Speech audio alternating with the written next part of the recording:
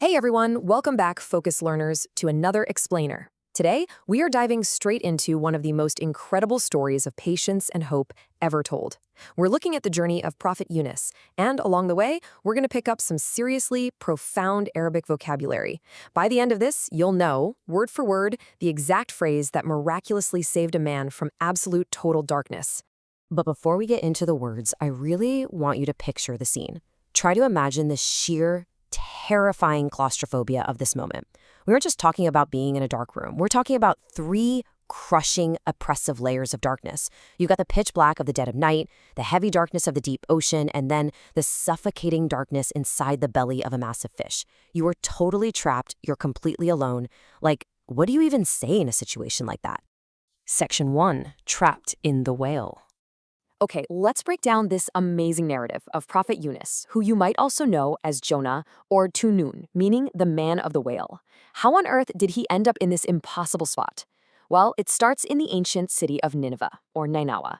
Yunus was sent there to call his people to worship Allah, but they completely rejected him. And getting impatient and frustrated, he makes a massive mistake. He actually leaves the city without Allah's permission. He hops on a ship just to get away, but out there on the open water, a violent storm hits. We're talking waves like mountains. The sailors get desperate. They decide they have to throw someone overboard to save the ship, so they draw lots. And guess what? The lot falls on Yunus. So into the raging sea he goes. Now, the drama of this storm perfectly sets up our first set of Arabic vocabulary. Think of these words as the framework of his journey. First up, we've got ghadban, which means angry. That's the emotion that drove him to leave in the first place. Then there's kharaja, meaning he left or he went out. He escapes unto a safina, a ship. And then finally, the mauj, those terrifying waves that led to him being thrown overboard. These four words really encapsulate how he ended up facing his ultimate test. So Yunus hits the water, and the Quran uses this incredibly vivid phrase to describe the very next moment, فَالْتَقَمَهُ الْحُوتُ وَهُوَ مَلُومٌ. There are two huge words to catch here. First, iltaqama. This isn't just taking a bite. It literally means to swallow in one massive gulp, gobbled up. And who swallowed him? Al-Hut, the whale, sometimes referred to as An-Nun. So he is taken whole, entirely alive, right into the belly of the beast. Which leads us to this incredibly heavy word, zulumats. Zulumat is the plural of zulma, meaning darkness. So he's not just in the dark. The Quran tells us he called out from within the zulumats, layers upon layers of darkness. It's that intense physical isolation of the deep sea and the whale, combined with this heavy emotional isolation of knowing, wow, I made a really big mistake. Just say it out loud, Zulu Mats. You can literally feel how heavy it is. Section 2, the ultimate supplication. So down there, completely enveloped in the Zulumat, Yunus forms what is probably the most powerful statement of truth and repentance ever uttered in the dead of night. This is the exact Arabic supplication that shifted the universe for him. La ilaha illa anta subhanaka, inni kuntu min al-zalimin. Prophet Muhammad actually said that if any Muslim makes this specific dua, Allah will answer them. It is literally a rescue formula. But what makes it so incredibly effective? Well, it's fascinating when we break this masterpiece down into its parts. It's a lot more than just a panicked cry for help. It's a perfectly structured three-part acknowledgement.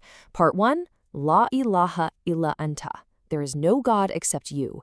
Notice how intimate that is. He doesn't say except Allah, he speaks directly to him, except you. It grounds everything in the ultimate truth, Tawheed. Then part 2, Subhanaka. Glory be to you, or exalted are you. Even while trapped inside a whale, he's basically declaring your plan is perfect and you are free from any fault. And then part 3, Inni kuntu mina az-zalimin. Indeed, I was of the wrongdoers. Just a pure, unedited confession of his own mistake. Section 3, Grammar Spotlight. True humility. Okay, so the sheer emotional weight of this prayer actually hinges on one tiny grammatical choice. It's amazing. Yunus could have easily just said, Inni zalim, meaning I am a wrongdoer.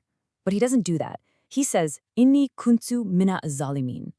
That little word mina translates to from or among. So he's saying, I am among the wrongdoers.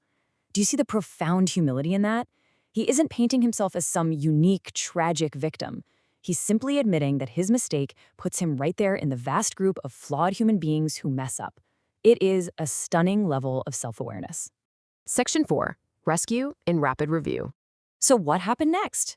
Because Yunus acknowledged the truth, glorified Allah, and showed such humble confession, the answer was basically instantaneous. The Quran tells us he was saved from al-gham. Now, al-gham is a very heavy word. We're not just talking about being a bit sad. It means overwhelming grief, intense distress, deep depression. It's exactly the kind of feeling you'd have when your circumstances have entirely swallowed you up. And he was completely rescued from it. And here is the so what for you and me. The verse about his rescue doesn't just end with him. It finishes with this incredible guarantee. And thus do we save the believers. That means this wasn't just some one-off miracle for a prophet. This is a timeless, working formula. If you ever find yourself drowning in your own problems, using this framework to acknowledge your weakness is literally the key to finding your way out. All right, let's lock this in with a rapid-fire review. Say it with me in your head. The whale. That's al-hut. Those crushing darknesses? Az-zulumat. There is no God except you. La ilaha illa anta. Glory be to you. Subhanak. And that alternate confession, I was of the wrongdoers. Inni kuntu mina zalimin. Nailed it. So, as we wrap up this explainer, I want you to remember something crucial. Admitting your weakness, it's not a failure. It is actually your greatest strength.